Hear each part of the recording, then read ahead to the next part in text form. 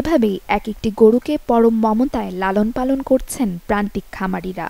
কোরবানি ঈদ সামনে রেখে প্রাকৃতিক উপায়ে সবুজ ঘাস, খড়, বিভিন্ন প্রকারের ভুসি, ভাত, খৈল সহ অন্যান্য দানাদার খাদ্য খাইয়ে ষাঁড় মোটাতাজা করছেন তারা।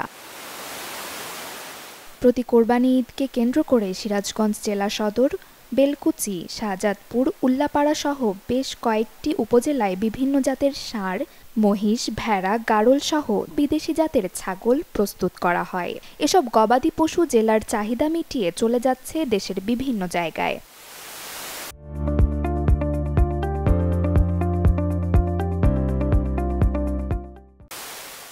গোখাদ্যের দাম বেশি হওয়ায় প্রান্তিক খামারিরা কিছুটা ক্ষতিগ্রস্ত হলেও ভারত থেকে অবৈধভাবে গরু আমদানি না করার দাবি তাদের।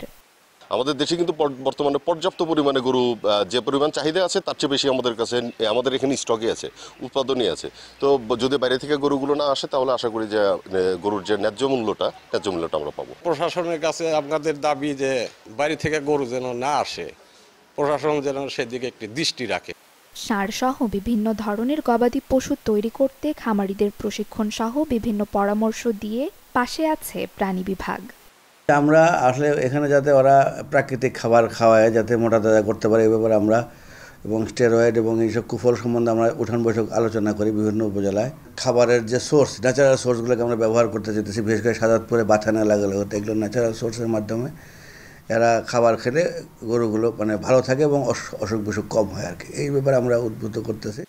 এবছর জেলায় 1,85,000 গরু, 3,99,000 ছাগল, 4,000 মহিষ ও 67,000 ভেড়া সহ 6.5 লক্ষাধিক পশু কোরবানির জন্য প্রস্তুত করা হয়েছে, যার বাজার মূল্য 3,000 কোটি টাকারও বেশি। Desk report, channel 24।